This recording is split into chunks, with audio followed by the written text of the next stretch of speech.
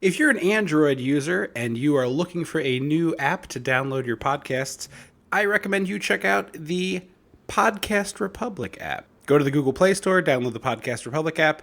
It's a fantastic app. You get all of your stuff right in one place on your Android devices.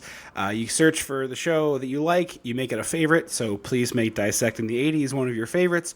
And it downloads them for you, and you'll have them all just a click away. Once again, that's the Podcast Republic app for your Android devices. When the mega powers explode. I'm talking about the 80s. Oh, yeah. Great Scott! Cream of the crop. Oh, yeah.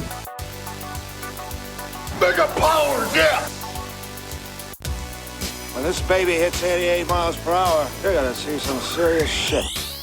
Welcome to a Back to the Future episode of Dissecting the 80s, where we are talking about the 2018 Heathers television show.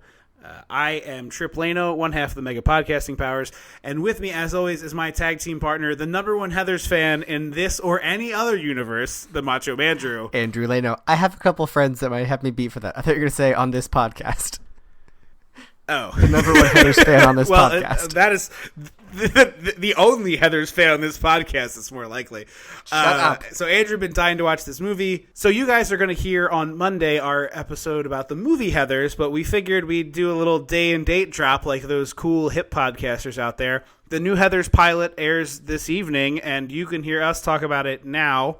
Although, I guess that would kind of spoil it for you. So maybe you listen to this tomorrow, but we're putting it out the day that it comes out. We watched it through our cable subscriptions, but I think it's out on the Paramount Network app or on their website or something like that, too. This is the rebooted, updated version of the movie Heathers, and we will try not to backtalk too much about the movie, which you haven't heard us talk about yet.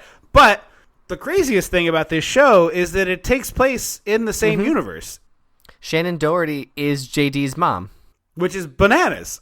Which I saw it and I was like, what? Oh, that's totally Heather Duke still. She's got the red scrunchie. Oh, she's killing herself. Oh, that's JD then. Oh my God. Wait, what? Yeah. So does that mean that time is a flat circle? Don't think too much, Doc. Because the other Heather lived in a world where a boy named JD, whose mom died, whose mom killed herself, corrupted a teenage girl who then had repercussions on Heather Duke's life. So wait, like, this is hurting my brain. Essentially, we can, if the timeline would be... She had him in, like, the year 2000 then. Oh, yes, I'm sorry. So she had him in, like, the year 2000-ish, if he's 16 in 2018. And then she killed herself a few years after that. Yeah. All that lines up. But it's like the Terminator, like... She had to kill herself in order to set JD down this mission, in order for JD to corrupt Veronica, in order for Heather Duke to take the red scrunchie. Like, she had to Kyle Reese herself. So who knows how many Heathers and JDs there have been? Right. It just is time is a flat circle. It's like, I want to see the Shining picture where it's like 1958 and it's like where it's like 30-year cycles of Heathers. It's just a ballroom full of Shannon Doherty. Yeah, exactly. But truly, they're doing an It thing with like the 30-year deal. So go ahead and take it away. I didn't take super great notes during this show. I actually didn't take any notes during the show because I didn't expect to do this whole episode about it. But we can talk about it. I'll be okay. So when the teaser trailer dropped for this show, I want to say about a year ago-ish, I was like, this looks like the hottest steaming pile of garbage I've ever seen in my life. Why are they doing this? And that was sort of my firm belief. And then they dropped the full trailer a month or so ago, and I was like, okay, actually I'm going to give this a chance. Like, it seems to get the razor sharp tone, the pitch black comedy, like it feels, and the writing seems similar. I think we're on a good path. And then I watched this pilot and I was like, this is why I came here. This pilot seems like somebody really, really got into Glee and that new... Oh, Riverdale? This is very clearly the child of Riverdale and Glee in terms of like tone and pacing and structure. It's very Riverdale-y. Yeah, it's everything about it is like, we know why you're here. We know you love Heathers. We know you know Heathers. Let's get to it. Yeah, it does a very much like any reboot of this era where it's like, we're just going to check all the boxes. It's like, we need blue stuff in a jug that says Hull Cleaner. So there's a scene where Veronica accidentally knocks over an art piece that's just a giant jug that says Hull Cleaner or Hull Clean, and then it's blue goop and it gets on Chandler. the dress. And then you get the croquet mallets, and you get like, it's like these twisty versions of the stuff. You know, the one Heather takes a sip of a slushie and he's like, oh, this is terrible and gross, and throws it away and doesn't want to eat it. Like, there's a very 2018 version, but it feels to me the whole time watching this like the writers are like punching a little down. Like, they think that kids are stupid. I don't know. Just like the way these kids talk to each other and the way that they like talk about their problems, it feels to me like adults writing about teenager stuff in the negative way. Oh, like how in Glee they had to explain what sexting was in the way an adult person would explain sexting on the news. Right. Exactly. Yeah. It definitely doesn't. Oh, I didn't get that feel at all. Riverdale is a cornball show, and I haven't watched a single episode of Riverdale since our previous conversation It got about so it. much better. Like, I pulled the ripcord, but that show feels less like adults writing teenager words than this show I don't know. feels To me, it feels one of the, like, it's so on the cutting edge of like teen slang and lingo and conversation that it's almost like falling over the edge. You know what I mean? Yeah, it's like trying too hard. I don't get trying too hard. Someone is going to write a really interesting satire of the modern era and like wokeness and justice, social justice, and how these things manifest and how these, like, how kids use them to play off each other. It doesn't feel to me real the way that Heather Chandler, like, one of the main like thrusts of this episode, she walks up to a boy who has a shirt on that's the school mascot, and it's the Squaws, which is caricature of a Native American, and she's like, oh my god, take that shirt off. And then like she gets one over on this guy and is like, oh, I'm gonna blast you on Instagram and everyone's gonna know about it. And then her thing to like punish this guy is like, go sexually harass that girl. So like, it was weird. That girl in the woke environment of the show that they're creating would immediately get called out by somebody else. Be like, whoa, that's sexual harassment. He can't go ask the church girl to do sex stuff with him. Yeah, it's a weird thing. I don't love the fact that it's this sort of like PC culture to a radical extreme. Like, this show is what I'm pretty sure Republicans think left millennials are in life, just like in our everyday life. That's what they think we do. That's exactly the tone I got from this. Yes, that's why I said punching down. It felt exactly like that. Like someone who doesn't like politically, air quotes, and I'm using this liberally air quotes because I'll just call it culture. Yeah, it's not like, it's like, oh, it's PC culture run amok is what it sounds like. It feels like someone in the writer's room feels that way watching this episode. And maybe I'm wrong, but that's what they just was like, feels, ugh. But I do like that it definitely feels like Heather Chandler is clearly using PC culture as a shield and a weapon to hide behind. Yeah, no, that's yeah. I like but that. I think Gets that's interesting why to me. Honestly, it was an that's interesting why way I'm to like update this okay movie. with it going there, because it's very clearly like a put upon shield and weapon. Like, it's not. It doesn't feel authentic, I guess, if that makes sense. Do you know what I mean? So that's why I'm okay with that. But like, she calls her an Ugg boot latte. Like, it's just so good. I love the stupid. Like, it's so good. Yeah, and there's a few, and like, as an official old capital O, the part where she's like, take a sexy picture of me in front of these shovels, and she just like stands there looking straight ahead, like mean mugging. I was like, well, that's not a very nice picture. Because you don't look sexy. Like, you just look. Veronica angry. tells her to smile. Yeah. She's just like mean mugging, and then she takes the picture and she's like, ugh, I'm in the center of it, and like, that's such a, like, I have a coworker who will. Well, you do it too, but I have a coworker who will take pictures all the time, and like, we'll talk about like, oh my, like I will make people take like 9 versions of a photo of me, and I just have to. I just have no time for it. Yeah. So yeah, I would rather die. Like, the way that people of your age and younger feel the need to curate your lives online sounds.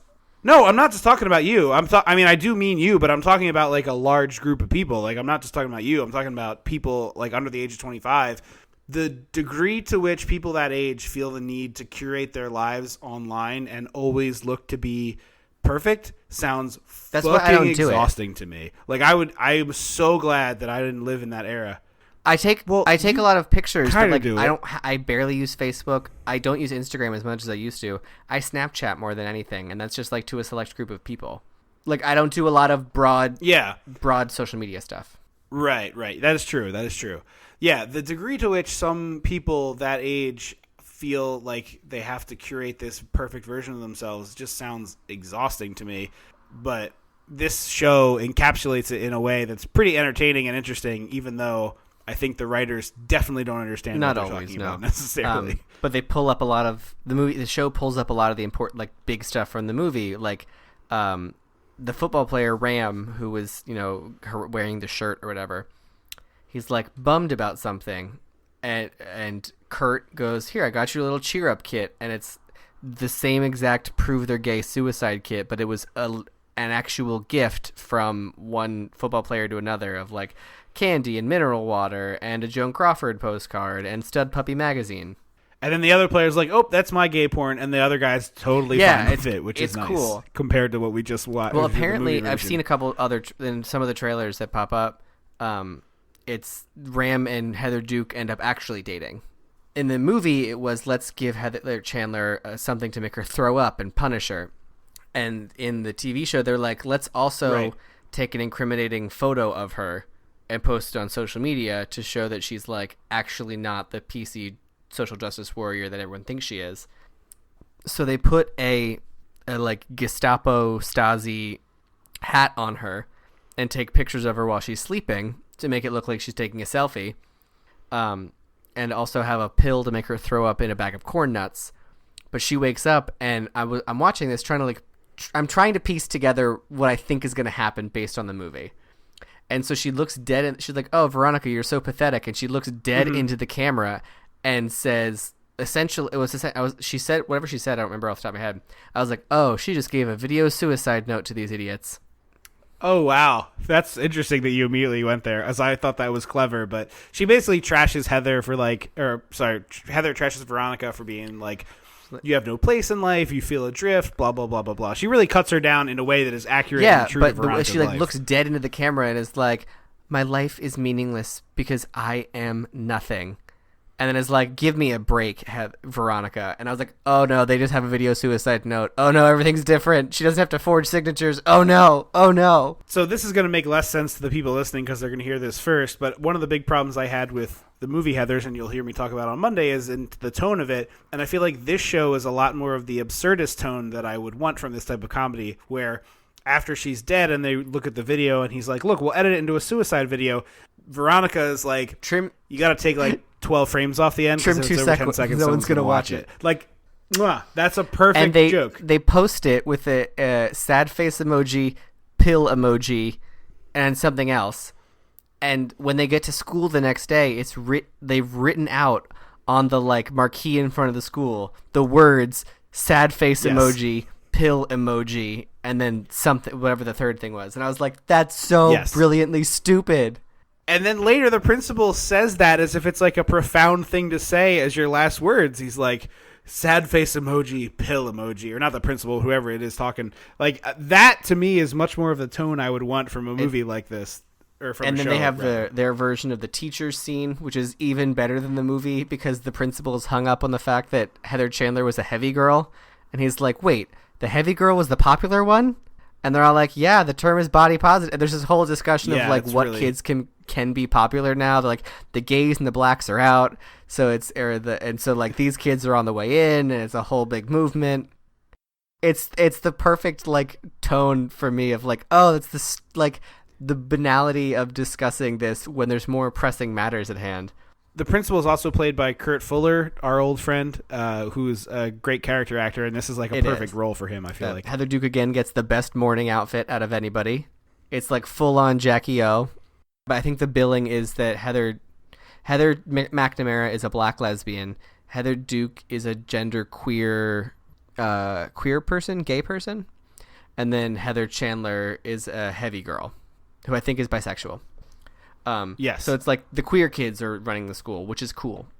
And then one of my favorite insults in the show one of the girls was like, she said, Heather Chandler never liked me. She thought I was a total multicam. And I was like, that is an insult that Tripp and I would use on someone. Yeah, probably. So multicam.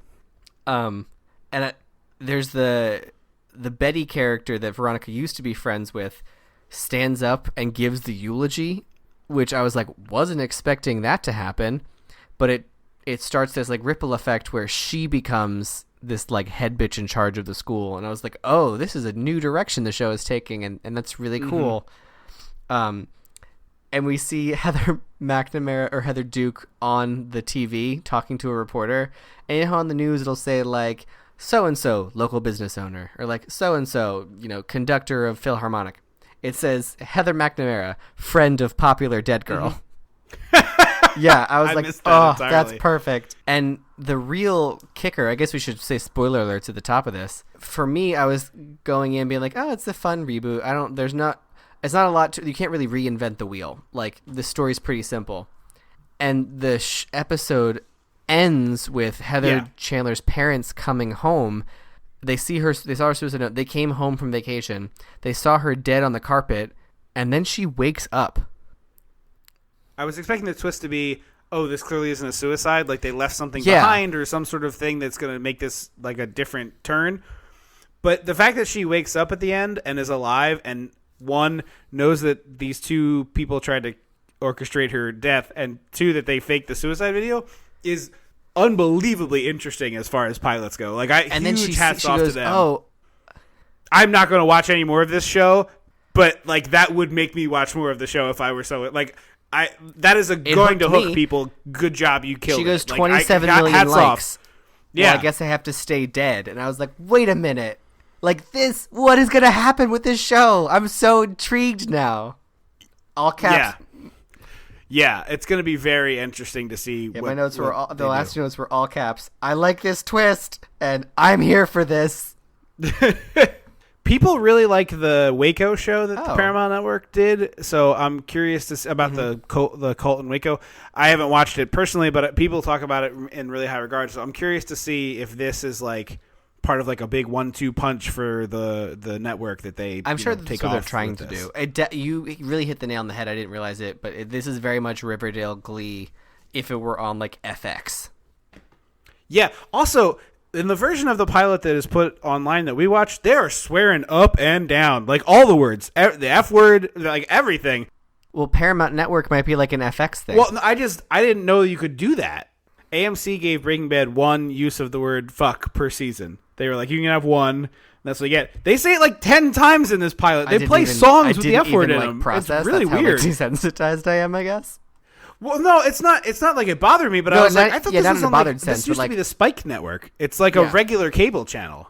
It's like when you're watching it, like we watched it. It sort of seems like HBO or on the internet or whatever. So it was very strange to be watching like because they keep the other thing that's kind of cute is they keep calling somebody basic cable this and basic cable that bitch in the pilot, and it's like obviously the show is on basic cable, so there's kind of a cute thing there. Yeah, but yeah, I think it's if you like Heathers, you will really love this pilot. And it's not like having just watched Heathers and then watched this back to back. It's a pretty good version of the Rebootatron where they, spend a lot of time reminding you that you're watching Heathers. It's like, references to old stuff, but it's done in a way that fits with the vibe of the like absurdistness of the Heathers universe, I guess. Like the fact that the hull clean, which is like a pivotal part in the movie with like, and you'll hear us talk about that on Monday, is like a huge oversized bottle that gets knocked over in this is like really kind of cute to me. Yeah, it's a lot of fun nods. The things that they did, it wasn't a lot of direct rehashing. It was like, oh, here's the thing you'll remember. Not in the exact way though, which I appreciate more. Exactly. Yeah, and that's all the reboot. Like we've complained about that with Star Wars and with all sorts of stuff that is like there's too much wink wink. But in a movie like Heathers that has this element of absurdity, when the show does all the wink wink things as like really absurd stuff, it doesn't It feel feels more as earned. obnoxious to me for whatever reason. Yeah, it's not like you're taking like a time out to hang out with some obscure Star Wars character like, oh my god, it's the guy Pig Nose from the cantina scene. Like, oh my god. It's like Yeah, it doesn't exactly. feel that way. So I guess it sounds like you're gonna be watching. I definitely am. It's funny because if you talked to me a year ago and you were like, you're gonna love the pilot, I'd be like, you're an idiot. Get out of my face. Yeah, it does seem like it's in good hands. I am not going to watch it, but that doesn't mean that it's bad. If you like Heathers, you should watch this. Like, if you have any affinity for the Heathers verse, I guess it's one movie. It's weird to call it a verse, but if There's you a like musical. it, There's you other. would probably it's enjoy this You can pilot. call it a verse. That's true. That's true. Or if you really like Riverdale, we talked about that for like 5 minutes a couple episodes back. If you're a real Riverdale head, this is It's probably in your definitely wheelhouse. the Riverdale wheelhouse. Yeah. All right. Well, thank you guys for listening to the show. Don't forget to review the show on iTunes. If you do that, we read them on the air. We will be back to our regularly scheduled episodes on Monday the 12th. That is our episode about the movie Heathers. But this was just a little quick thing we recorded at the end of that episode, and we figured we'd throw it out early as a little treat for you guys. Thank you so much for listening to the show. Don't forget to find us on Facebook, Dissecting the 80s, or on Twitter at Dissect the 80s. We would love to hear from you. Reach out, send us a tweet, a Facebook post, email us at dissectingthe80s@gmail.com, whatever it is that you prefer. I have been Trip I will Lano. always be Andrew Leno. Until March 12th. Don't you forget about me.